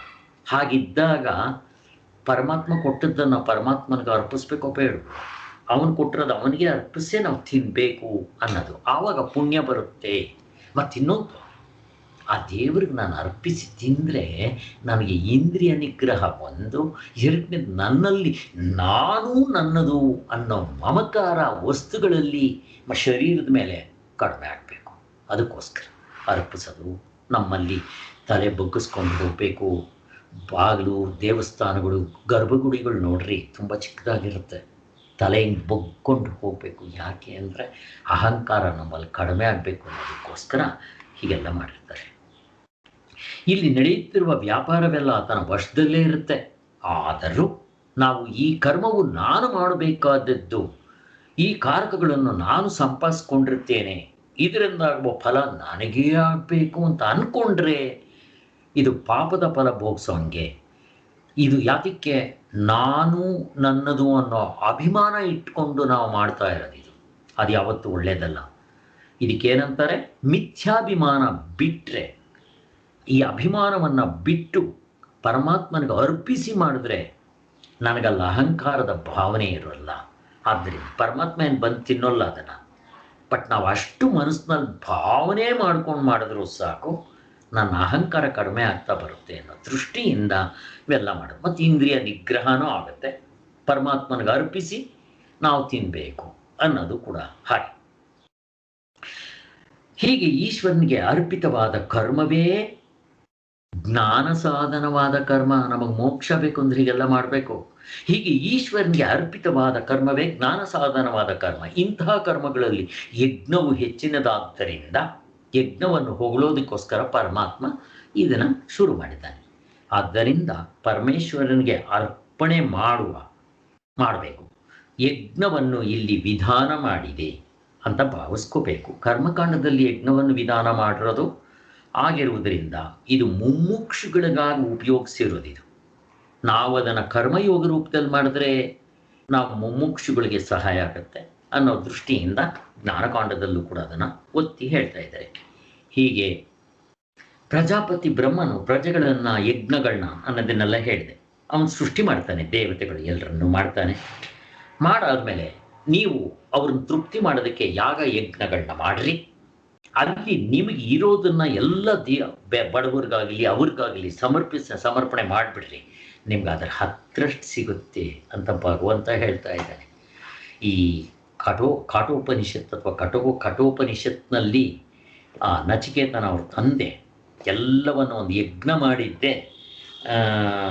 ಯಾವುದೋ ವಾಸ್ಪ್ರತಿ ಯಜ್ಞ ಅಂತ ಏನೋ ಒಂದು ಮಾಡ್ತಾರೆ. ಮಾಡಿಬಿಟ್ಟು ತನ್ನಲ್ಲಿರೋದನ್ನೆಲ್ಲ ಅರ್ಪಿಸ್ಬಿಡ್ಬೇಕು. ಅರ್ಪಿಸಿದ್ರೆ ಏನಾಗುತ್ತೆ, ಅವನಿಗೆ ಅದರ ಹತ್ರಷ್ಟು ಬರುತ್ತೆ, ಬೇಕಾದಷ್ಟು ಬರುತ್ತೆ. ಆದರೆ ಅವನೇನು ಮಾಡ್ತಾನೆ ಅಂದರೆ, ಇವತ್ತು ನಾಳೆ ಸತ್ತೋಗೋ ಹಸುಗಳನ್ನ, ಹಾಲು ಹಿಂಡದೇ ಇರೋದು, ಹುಲ್ಲು ತಿನ್ನಕ್ಕೆ ಆಗದೆ ಇರೋವಂಥ ಹಸುಗಳನ್ನ ದಾನ ಮಾಡ್ತಾ ಇರ್ತಾನೆ. ಅದು ಕತೆ ಗೊತ್ತಿದೆ ನಮಗೆ. ಆದ್ದರಿಂದ ನಮ್ಮ ಎಲ್ಲ ವಸ್ತುಗಳನ್ನ ಭಗವಂತನಿಗೆ, ಬಡಬಗ್ಗರಿಗೆ ದಾನ ಮಾಡುವಾಗ ಪರಮಾತ್ಮನ ರೂಪದಲ್ಲಿ ದಾನ ಮಾಡಬೇಕು. ನಂದು ತನ್ನ ಅಭಿಮಾನ ಇವುಗಳನ್ನ ಬಿಟ್ಟು ಕರ್ಮಯೋಗ ರೂಪದಲ್ಲಿ ಮಾಡಬೇಕು ಅಂತ ಹೇಳ್ತಾ ಇದ್ದಾರೆ. ಆದ್ದರಿಂದ ಈ ಯಜ್ಞದ ಕರ್ಮ ಇದೆಯಲ್ಲ, ನಿತ್ಯ ಸಂಬಂಧವಾಗಿರುತ್ತೆ ಮೋಕ್ಷಕ್ಕೆ.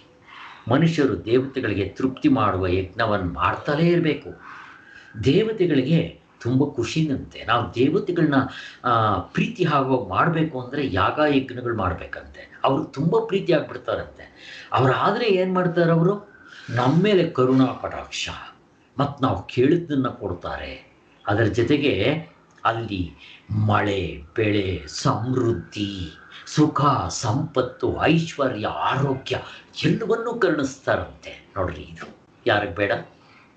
ಯಜ್ಞವೆಂಬುದು ಇಷ್ಟವಾದದ್ದನ್ನೆಲ್ಲ ಕರೆಯೋ ಕಾಮಧೇನು ಆಗಿರುತ್ತೆ. ಯಜ್ಞ ಅಂದರೆ ಕಾಮಧೇನು, ಏನು ಕೇಳಿದ್ರು ಕೊಡ್ತಾ ಇರೋದು. ನೋಡ್ರಿ, ಅದರಲ್ಲಿ ಅಷ್ಟಿದೆ. ಜೀವನದಲ್ಲಿ ಧರ್ಮವೆಂಬ ಸುನಾದವು ನಾವು ಜೀವನದಲ್ಲಿ ಹೇಗೆ ಮಾಡಬೇಕು, ಯಜ್ಞ ದೇವತೆಗಳು ನಮ್ಮದು ಹೇಗೆ ನಡೀತಾ ಇದೆ ಒಂದು ಹಾರ್ಮೋನಿಯಂ ಬ್ಯಾಲೆನ್ಸ್ನಲ್ಲಿ ಅಂತಂದರೆ ಅದಕ್ಕೆ ಸ್ವಾಮಿಗಳು ಒಂದು ಎಕ್ಸಾಂಪಲ್ ಕೊಡ್ತಾರೆ. ಈ ಹಾರ್ಮೋನಿಯಂ ಪ್ಲೇ ಮಾಡ್ತಾರೆ ಅಂತ ಇಟ್ಕೊಟ್ರೆ, ಅಥವಾ ಹಾಡೋರು ಆ ಸ್ವರಗಳನ್ನ ಕ್ಲೀನಾಗಿ ಶ್ರುತಿ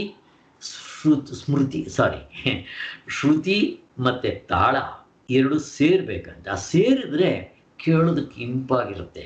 ನೀವು ಒಂದು ಇನ್ಸ್ಟ್ರೂಮೆಂಟ್ ಪ್ಲೇ ಮಾಡಿ, ಅದು ಸೇರೋ ಥರ ಇದ್ರೇ, ಈಗ ವೀಣಾದಲ್ಲಿ ನೀವು ಅದು ಶ್ರುತಿನ ಅಡ್ಜಸ್ಟ್ ಮಾಡದೆ ಪ್ಲೇ ಮಾಡೋಕ್ಕೆ ಹೋಗ್ರಿ, ಅದು ಕರ್ಕಶ ಧ್ವನಿ ಕೊಡುತ್ತೆ, ಕೆಟ್ಟ ಧ್ವನಿ ಕೊಡುತ್ತೆ, ಕೇಳೋಕ್ಕೆ ಇಷ್ಟ ಆಗೋದಿಲ್ಲ, ತಲೆನೋವು ಬರುತ್ತೆ. ಅದನ್ನೇ ಶ್ರುತಿ ಮಾಡಿಬಿಟ್ಟು ಮಾಡಿದ್ರೆ, ಹಾಗೆಯೇ ನಾವು ಮಾಡೋ ಎಲ್ಲ ಕೆಲಸಗಳು ಕೂಡ ಶ್ರುತಿ ಸಮ್ಮತವಾಗಿ, ಸ್ಮೃತಿ ಸಮ್ಮತವಾಗಿ, ಅದು ಪುರಾಣಗಳ ಸಮ್ಮತವಾಗಿ ನಾವು ಅಲ್ಲಿ ಹೇಗೆ ಹೇಳ್ತಾರೋ ಹಾಗೆ ಮಾಡಿದ್ದಾದರೆ ನಮ್ಗೆ ಅದರಿಂದ ಲಾಭ. ಅಲ್ಲಿಗೆ ಅವರು ಪ್ರಸನ್ನರಾಗಿ ಮನುಷ್ಯರ ಪಾಪ ತೊಳಗಿಸ್ಬಿಡ್ತಾರಂತೆ. ಅವರ ಅನುಗ್ರಹದಿಂದ ಪುಣ್ಯದ ಫಲವಾಗಿ ನಮಗೇನು ಬರುತ್ತೆ, ಮಳೆ ಬೆಳೆ ಕಾಲಕ್ಕೆ ಕೊಡ್ತಾರಂತೆ. ಮತ್ತು ಪುಣ್ಯದ ಫಲಗಳನ್ನ ನಮಗೆ ಕೊಡಕ್ಕೆ ಹೋಗ್ತಾರೆ. ದೇವತೆಗಳು ಕೊಟ್ಟ ಧನಧಾನ್ಯವನ್ನು, ಭೋಗ ಸಾಮಗ್ರಿಗಳನ್ನು ಅವರಿಗೇ ಸಮರ್ಪಿಸಿ, ಅವರಿಗೇ ನಿವೇದಿಸಿ, ಶೇಷವಾಗಿ ಉಳಿದಿರೋದನ್ನು ನಾವು ಉಪಯೋಗಿಸ್ಬೇಕಂತೆ. ಎಷ್ಟು ಚೆನ್ನಾಗಿದೆ ನೋಡ್ರಿ. ದೇವರೇನು ತಿನ್ನೋದಿಲ್ಲ, ಆದ್ದರಿಂದ ಅದನ್ನು ಆದಷ್ಟು ದಾನ ಧರ್ಮನೂ ಮಾಡಬೇಕು. ನಾವು ಸುಖ ಸಾಮಗ್ರಿಗಳೆಲ್ಲ ದೇವತೆಗಳು ನಮಗೆ ಕೊಟ್ಟಿರುವ ಧರ್ಮೋಪಕರಣಗಳು. ಹೇಗೆ ಅಂದರೆ, ಈಗ ನಾವು ರಿಟೇಲ್ ವ್ಯಾಪಾರದವನು ಹೋಲ್ಸೇಲ್ನವನಿಂದ ಏನೋ ಸಾಮಾನು ತೊಗೊಂಬರ್ತಾನೆ, ಮಾರ್ತಾನೋ. ಮಾರಬೇಕಾದ್ರೆ ಆ ಹೋಲ್ಸೇಲ್ನ ಒಂದು ಏನು ದುಡ್ಡಿರುತ್ತೋ ಅದನ್ನು ಕೊಟ್ಬಿಡ್ಬೇಕು ಅವನು. ಇನ್ನು ಮಿಕ್ಕಿರೋದು ರೀಟೇಲ್ಗೆ ಲಾಭ ಇಟ್ಕೊಂಡಿರ್ತಾನೆ, ಅದು ಇವನು ಭೋಗಿಸ್ಬೇಕು. ಹಾಗೆ ಪರಮಾತ್ಮನ ಇದರಿಂದ ನಮಗೆ ಬಂದಿರೋ ಇವುಗಳನ್ನ ಭೋಗಿಸಿ, ತಪ್ಪಿಲ್ಲ, ಆದರೆ ಭೋಗಿಸುವಾಗ ಪರಮಾತ್ಮನಿಗೆ ಅರ್ಪಿಸಿ ನೀವು ಭೋಗಿಸಿ. ಯಾಕೆ? ಇದು ಬಂದಿರೋದೆಲ್ಲಿಂದ? ಅವನಿಂದ. ಅವನು ನೆನೆಸ್ಕೊಂಡೇ ತಿಂದರೆ ಹೇಗೆ? ಇಷ್ಟು ಬೆಳಕು ಕೊಡ್ತಾನಲ್ಲ ಸೂರ್ಯ, ಯಾವತ್ತಾದರೂ ಒಂದು ದಿನ ಸೂರ್ಯನಿಗೆ ಥ್ಯಾಂಕ್ಸ್ ಹೇಳಿದ್ದೀವ? ಬಾ, ನಾವು ನೆನೆಸ್ಕೊಂಡ್ರೆ ಮೈಯು ಜಮ್ಮನತ್ ನೋಡ್ರಿ. ಯಾರೋ ಒಬ್ಬ ಕರೋನಾ ಪೇಷಂಟ್ ಹೇಳ್ದ, ಅವನಿಗೆ ಆಕ್ಸಿಜನ್ ಡಿಮ್ಯಾಂಡ್ ಇತ್ತಂತೆ, ಕರ್ಕೊಂಡೋಗಿ ಸೇರಿಸಿದ್ರು. ಒಂದು 3 ದಿವಸ ಆಕ್ಸಿಜನ್ ಕೊಟ್ರಂತೆ, ಅವನಿಗೆ ಬಿಲ್ ಕೊಟ್ರಂತೆ 10,000 ರೂಪಾಯಿ ಅಂತ ಹೇಳಿದ್ರಂತೆ. ಅವನು ಕಣ್ಣಲ್ಲಿ ನೀರು ಹಾಕೊಂತ ಇದ್ನಂತೆ. ಅದಕ್ಕೆ ಅವ್ರು ಕೇಳಿದ್ರಂತೆ ಹಾಸ್ಪಿಟ್ಲ್ನವರು, ಯಾಕಪ್ಪ ಅಳ್ತಾ ಇದೆಯಾ, ದುಡ್ಡು ಜಾಸ್ತಿನಾ ಅಂತ. ಅಲ್ಲ ಸ್ವಾಮಿ,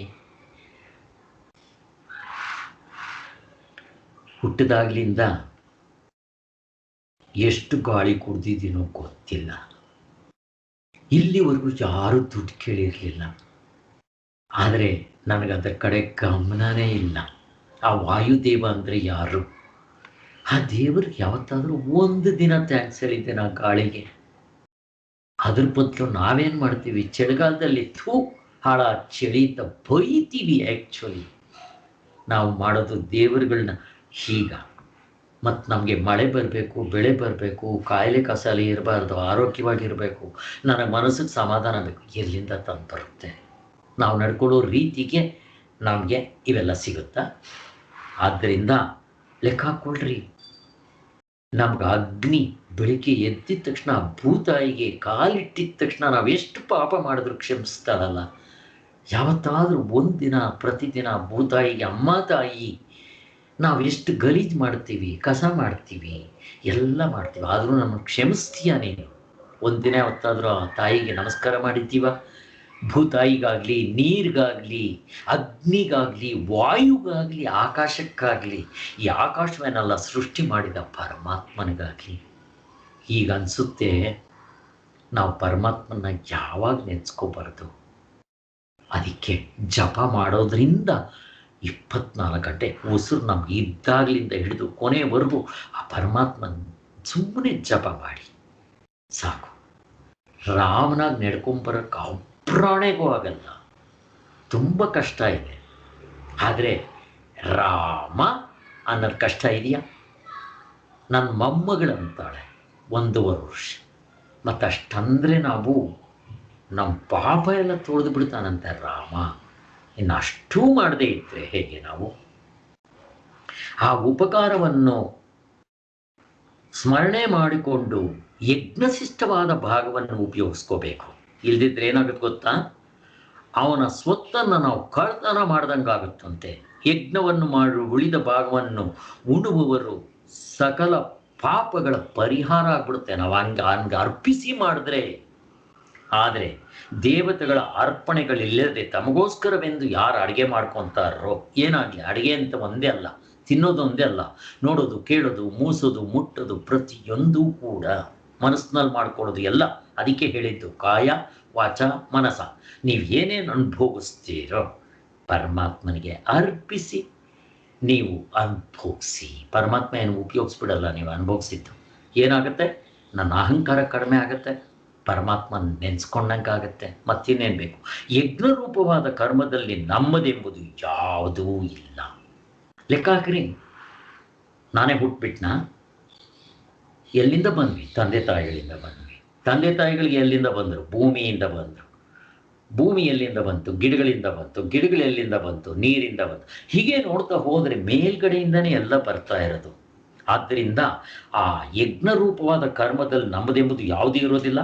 ಹೊರಗೆ ಇರುವ ಭೂಮಿ, ಮರಗಳು, ಪ್ರಾಣಿಗಳು, ಹಾಲು, ಮೊಸರು, ತುಪ್ಪ ಎಲ್ಲವೂ ಕೂಡ ಪರಮಾತ್ಮನ ಅನುಗ್ರಹದಿಂದ ಬಂದಿರೋದು. ಆದ್ದರಿಂದ ಎಲ್ಲವೂ ಅವನಿಗೆ ಸಂಬಂಧಪಟ್ಟಿರೋದು ಅಂತ ಹೇಳಿ ನಮ್ಮ ಶರೀರದ ಗುಣಗಳು, ಮನೋಬುದ್ಧಿಗಳು ಎಲ್ಲವೂ ಅವನೇ ಕೊಟ್ಟಿರೋದು. ಅವಸ್ಥೆ ಒಳಗಡೆ ಇರೋ ಅರ್ಧ ಡಜನ್ ನಮ್ದ? ಈ ಶರೀರ ನಂದ? 19 ಮುಖಗಳು ನನ್ನದ? ಅಲ್ಲ, ನಾವೇ ಹೇಳ್ತೀವಿ ನಂದಲ್ಲ, ನಾನು ಸಂಪಾದನೆ ಮಾಡಿರೋದಲ್ಲ. ಮತ್ತು ನಾನು ಸಂಪಾದನೆ ಮಾಡಿದವರೆಲ್ಲ ನಾವು ಪರಮಾತ್ಮ ಕೊಟ್ಟರೆ ಅವ್ರಿಗೊಂದು ಥ್ಯಾಂಕ್ಸ್ ಹೇಳೋದು ಬೇಡವಾ ಅಂತ. ಆದ್ದರಿಂದ ಅಭಿಮಾನದಿಂದ ನಮ್ಮದೆಂದುಕೊಂಡ್ರೆ ಅದು ಕಳ್ಳತನವಾಗತ್ತೆ. ಇದೇ ವಸ್ತುಗಳನ್ನು ಅವನಿಗೆ ಅರ್ಪಣೆ ಮಾಡಿ ಯಜ್ಞಕ್ಕೋಸ್ಕರ ಉಪಯೋಗಿಸ್ಕೊತಾ ಇದ್ದೀವಿ ಅಂದರೆ ಅದು ಕರ್ಮಯೋಗದ ಕುಶಲತೆ ಆಗಿಬಿಡುತ್ತೆ. ಶ್ರುತಿ ಸ್ಮೃತಿಗಳಲ್ಲಿ ವರ್ಣಿತವಾಗಿರುವ ಈ ಯಜ್ಞವಾದ ಅಭಿಪ್ರಾಯವನ್ನು ಚೆನ್ನಾಗಿ ಅರ್ಥ ಮಾಡ್ಕೋಬೇಕು. ಯಜ್ಞವೆಂದರೆ ತ್ಯಾಗವೇ. ಬರೀ ಯಜ್ಞ ಮಾತ್ರ ಅಲ್ಲ. ಭಗವದ್ಗೀತಾ ತಗೊಳ್ರಿ, ರಾಮಾಯಣ ತಗೊಳ್ರಿ, ಮಹಾಭಾರತ ತಗೊಳ್ರಿ, ವೇದಗಳು ತಗೊಳ್ರಿ, ಉಪನಿಷತ್ತುಗಳು, ಶ್ರುತಿ ಸ್ಮೃತಿ ಪುರಾಣ, ಇನ್ನೇನೆಲ್ಲ ಬಂದ್ಬಿಡ್ತು. ಇಲ್ಲ ಬೇರೆಯವ್ರದ್ದು ಧರ್ಮ ತಗೊಳ್ರಿ. ಏನು ಧರ್ಮ ಅಂದರೆ ತ್ಯಾಗ. ನಾವು ತ್ಯಾಗ ಮಾಡೋದಕ್ಕೆ ಸಿದ್ಧರಾಗಿರಬೇಕು. ನಮಗಿಂತ ಬೇರೆಯವರಿಗೆ ನನ್ನ ಕೈನಲ್ಲಿ ಏನಾಗುತ್ತೋ ಅದನ್ನು ಕೊಡೋದಕ್ಕೆ ಸಿದ್ಧವಾಗಿರಬೇಕು. ಯಾರೋ ಒಬ್ಬರು ಸ್ವಾಮಿಗಳು ಹೇಳ್ತಾ ಇದ್ರು, ನನಗೆ ಗೌರವ ಕೊಡಿ, ಸೀಟ್ ಕೊಡಿ, ಹಾರ ಹಾಕಿ, ನನಗೆ ಮರ್ಯಾದೆ ಕೊಡಿ. ಕೊಡದೇ ಇರ್ಬೋದು. ನೀವು ಕೊಟ್ಟರೆ ಯಾರಾದರೂ ಬೇಡ ಅಂತಾರ? ನನಗೆ ಅದು ಕೊಡಿ, ಇದು ಕೊಡಿ ಅಂತ ಕೇಳಿದ್ರೆ ಯಾರು ಕೊಡದೇ ಇರ್ಬೋದು. ಗೌರ್ಮೆಂಟ್ ಕೊಡದೇ ಇರ್ಬೋದು, ನಿಮ್ಮ ತಂದೆ ತಾಯಿಗಳು ಕೊಡದೇ ಇರ್ಬೋದು. ಬಟ್ ನೀವು ಕೊಡ್ತೀವಿ ಅಂದರೆ ಯಾರಾದರೂ ಬೇಡ ಅಂತಾರ? ಎಷ್ಟು ಚೆನ್ನಾಗಿದೆ ನೋಡ್ರಿ. ನಾವು ಡಿಮ್ಯಾಂಡ್ ಮಾಡ್ತೀವಿ, ನನಗೆ ಏನು ಕೊಟ್ರಿ, ನೀವೇನು ಕೊಟ್ರು, ಅವ್ರು ಏನು ಕೊಟ್ಟರು, ಹೀಗೆಲ್ಲ ಡಿಮ್ಯಾಂಡ್ ಮಾಡ್ತೀವಿ ಹೊರತು ನಾವು ಏನು ಕೊಟ್ಟಿದ್ದೀವಿ? ತಂದೆ ತಾಯಿಗಳಿಗೆ ಏನು ಕೊಟ್ಟಿದ್ದೀವಿ? ಯಾರಿಗೇನು ಕೊಟ್ಟಿದ್ದೀವಿ? ನಾವು ಯಾರಿಗೇನು ಕೊಟ್ಟಿಲ್ಲ. ಆದ್ದರಿಂದ ನಾವು ನನಗೇನು ಬಂತು ಅಂತ ಯೋಚನೆ ಮಾಡಬಾರ್ದು, ನಾನು ಏನು ಕೊಟ್ಟೆ ಅನ್ನೋದನ್ನು ಯೋಚನೆ ಮಾಡಬೇಕು. ಯಜ್ಞವೆಂದರೆ ತ್ಯಾಗ. ತ್ಯಾಗ ಅಂದರೆ ಏನು? ಪ್ರಪಂಚದ ಜನಗಳಿಗೋಸ್ಕರ ನಾನೇನು ಮಾಡಿದೆ, ಭೂಮಿಗೋಸ್ಕರ ಏನು ಮಾಡಿದೆ, ವಾಯುಗೋಸ್ಕರ ಏನು ಮಾಡಿದೆ ಅನ್ನೋದನ್ನು ನಾವು ಚಿಂತೆ ಮಾಡಬೇಕು. ನೋಡ್ರಿ, ನಮ್ಗೆ ಎಕ್ಸಾಂಪಲ್ ಕೊಡ್ತಾರೆ ಇಲ್ಲಿ. ಎಲ್ಲಿ ಮಳೆ ಬೆಳೆ ಇನ್ನೂ ಒಂದು, ನೀವು ಯಜ್ಞ ರೂಪದಲ್ಲೋ ದೇವ್ರಿಗೆ ಅರ್ಪಿಸಿ ಮಾಡಿ ಬಿಡಿ, ನಿಮ್ಗೆ ಆ ಫಲ ಸಿಗುತ್ತೆ. ಫಾರ್ ಎಕ್ಸಾಂಪಲ್, ಮರಳುಕಾಡಿನಲ್ಲೂ ಮಳೆ ಬೆಳೆ ಆಗುತ್ತೆ, ಬೇರೆ ಕಡೆನೂ ಮಳೆ ಬೆಳೆ ಆಗುತ್ತೆ, ಆಗ್ತಾ ಇರುತ್ತಲ್ಲ ಸ್ವಾಮಿ. ನಿಮ್ಮ ಯಾವ ಯಜ್ಞ, ಈ ಪುರಾಣಗಳು ಇದೆಲ್ಲ ಯಾತಿಗೆ ಬೇಕು ಸ್ವಾಮಿ ಅಂತ ಕೇಳ್ತಾರೆ ಕೆಲವರು. ನಿಜ, ಅಲ್ಲಿ ಮಳೆ ಆಗುತ್ತೆ. ಏನಾಗುತ್ತೆ? ಅತಿವೃಷ್ಟಿ ಅನಾವೃಷ್ಟಿ ಆಗುತ್ತೆ. ಇಲ್ಲದ್ರೆ ಮಳೆ ಆಗೋದಿಲ್ಲ, ಇಲ್ಲ ಮಳೆ ಆಗುತ್ತೆ ಊರೇ ಕೊಚ್ಕೊಂಡು ಹೋಗುತ್ತೆ. ಇವೆಲ್ಲ ಆಗ್ತಾ ಇರೋದು ಯಾತಿಕ್ಕೆ? ನಮ್ಮ ಅಧರ್ಮದಿಂದ ಹೆಚ್ಚು ಕಡಿಮೆ ಆಗೋದ್ರಿಂದ. ಇವಾಗ ಕೊರೋನಾ ಬಂದು ಪ್ರಪಂಚದಲ್ಲೇ ಅಲ್ಲಾಡಿಸ್ತಾ ಇದೆ. ಯಾಕೆ? ಅಧರ್ಮದಿಂದ. ನಾವು ನಡ್ಕೊತಾ ಇರೋ ಅಧರ್ಮದಿಂದ ಭೂಮಿ ಭಾರ ಕಡಿಮೆ ಆಗೋದಕ್ಕೋಸ್ಕರ ನೇಚರ್ ಹಾಗೆ ಮಾಡುತ್ತೆ. ಆದ್ದರಿಂದ ಅದೇ ಬೇರೆ ಕಡೆ ಮಳೆ ಆಗುತ್ತೆ ಅಂದರೆ ಅಲ್ಲಿ ಗಿಡಗಳು ಬೆಳೆಯುತ್ತೆ, ಒಳ್ಳೆ ಫಲ ಆಗುತ್ತೆ, ಮನುಷ್ಯರು ಹುಟ್ಟುತ್ತಾರೆ, ಮಳೆ ಬೆಳೆ ಸಮೃದ್ಧಿ ಸುಖ ಶಾಂತಿ ನೆಮ್ಮದಿ ತಾಂಡವಾಡ್ತಾ ಇರುತ್ತೆ. ಅಲ್ಲಿ ಯಾಗ ಯಜ್ಞಗಳು ನಡೀತಾ ಇರುತ್ತೆ ಅನ್ಕೋಬೇಕು. ನಮ್ಗೆ ಗೊತ್ತಿನೋ ಗೊತ್ತಿಲ್ಲದೇನೋ ಯಾವುದೋ ರೂಪದಲ್ಲಿ ಯಾರೋ ಮಹಾತ್ಮರು ಈ ಒಂದು ಯಜ್ಞಗಳನ್ನ ಮಾಡ್ತಾ ಇರ್ತಾರೆ. ಯಜ್ಞ ಅಂದರೆ ಈ ಹೋಮ ಹವನನೇ ಮಾಡಬೇಕು ಅಂತ ಏನಿಲ್ಲ, ಎಷ್ಟೊಂದು ರೂಪಗಳಿದೆ. ಕರ್ಮಯೋಗದಲ್ಲಿ ಜನಗಳ ಸೇವೆ ಮಾಡಿ ಕರ್ಮಯೋಗವೇ, ಅದು ಯಜ್ಞವೇ ಅಂತಾನೆ ಹೇಳ್ತಾ ಇದ್ದಾರೆ. ಆದ್ದರಿಂದ ತ್ಯಾಗ ರೂಪವಾದ ಯಜ್ಞವಿಲ್ಲದೆ ಎಂದಿಗೂ ಮಳೆ ಬೆಳೆ ಆಗದೇ ಆಗೋದಿಲ್ಲ. ಆಗುತ್ತೆ, ಆದರೆ ಕೂಡ ಅದು ಅತಿವೃಷ್ಟಿ ಅನಾವೃಷ್ಟಿ ಆಗುತ್ತೆ. ಇದಕ್ಕೆ ಇನ್ನೊಂದು ಎಕ್ಸಾಂಪಲ್ ಕೊಡ್ತಾರೆ. ನಾವು ಧರ್ಮ ಅರ್ಥ ಕಾಮ ಮೋಕ್ಷದಿಂದ ಹೋದ್ರು ಮಕ್ಕಳಾಗ್ತಾರೆ. ಇನ್ನು ಕೆಲವರು ಅಧರ್ಮದಿಂದ ಕೆಟ್ಟ ಕೆಲಸಗಳು ಮಾಡಿ ಏನೇನೋ ಆಗಿ ಮಕ್ಕಳಾಗ್ತಾರೆ. ಇಬ್ಬರಿಗೂ ವ್ಯತ್ಯಾಸ ಇರಲ್ವಾ? ಅಲ್ಲೂ ಮಕ್ಕಳಾಗ್ತಾರೆ, ಇಲ್ಲೂ ಮಕ್ಕಳಾಗ್ತಾರೆ. ಆ ಮಕ್ಕಳು ವೀರಪ್ಪನಂಥವರು ಅಂಥವರು ಇಂಥವರು ಆಗಿ ಪ್ರಪಂಚ ನಾಶ ಮಾಡೋದಕ್ಕೋಸ್ಕರ ಹುಟ್ಕೊತಾರೆ. ಆದರೆ ಇಂಥ ಮಕ್ಕಳು ರಾಮನೋ ಕೃಷ್ಣನೋ, ಇಂಥ ರಾಮಕೃಷ್ಣ ಪರಮಹಂಸರು, ರಮಣ ಮಹರ್ಷಿಗಳು, ಬುದ್ಧನೋ ಇಂಥ ಮಕ್ಕಳಾಗ್ತಾರೆ. ಎಷ್ಟು ವ್ಯತ್ಯಾಸ ಇದೆ ನೋಡ್ರಿ. ಅಲ್ಲೂ ಮಕ್ಕಳಾಗ್ತಾರೆ, ಇಲ್ಲೂ ಮಕ್ಕಳಾಗ್ತಾರೆ. ವ್ಯತ್ಯಾಸ ಏನು? ಇಲ್ಲಿ ಧರ್ಮ, ನ್ಯಾಯ, ನೀತಿ, ದೇವರು, ದಿಂಡ್ರು. ಆದ್ದರಿಂದ ಇವುಗಳನ್ನ ನಾವು ಚಿಂತನೆ ಮಾಡಬೇಕು. ಅದಕ್ಕೋಸ್ಕರ ಅವರು ಒಂದು ಹೇಳ್ತಾರೆ, ಒಂದೇ ಒಂದು ತೆಂಗಿನಕಾಯಿ ಹಾಕ್ರಿ, ತೆಂಗಿನ ಮರ ಹುಟ್ಟುತ್ತೆ, 100 ವರ್ಷಗಳ ಕಾಲ ಫಲ ಕೊಡುತ್ತಪ್ಪ. ಅದು ಎಷ್ಟು ಚೆನ್ನಾಗಿದೆ ನೋಡ್ರಿ. ಹಾಗೆ ನಮ್ಮದಲ್ಲ ಅಂತ ನಾವು ಒಂದು ಹಾಕಿದ್ರೆ ಅದು ಹಂಗೆ ಫಲ ಕೊಡುತ್ತೆ. ಹಾಗೆ ನಾವು ಎಲ್ಲವನ್ನೂ ಆ ರೀತಿ ಮಾಡಿದ್ದಾದರೆ ಅದು ಈ ರೀತಿ ಕರ್ಮಕವಾಗಿ ತಿರುಗುತ್ತೆ ಅಂತ ಹೇಳ್ತಾ ಇದ್ದಾರೆ. ಇಲ್ಲಿಗೆ ನಿಲ್ಲಿಸಿರೋಣ. ಓಂ ಶಾಂತಿ ಶಾಂತಿ ಶಾಂತಿ. ಜೈ.